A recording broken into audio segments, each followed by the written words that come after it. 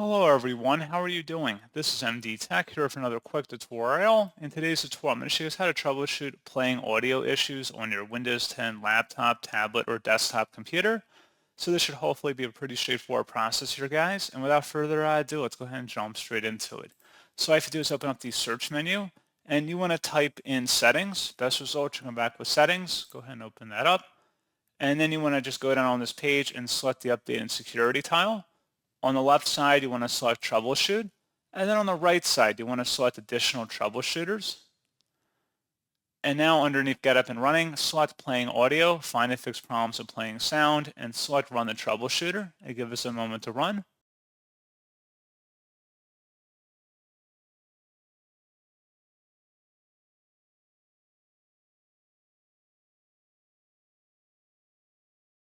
And then I recommend following along with any of the recommendations and prompts here, and then just continue on with the wizard. And then hopefully your issues should be resolved once you're done going through the steps here. So as always, thank you for watching this brief tutorial. I do hope that was able to help you out, and I do look forward to catching you all in the next tutorial. Goodbye.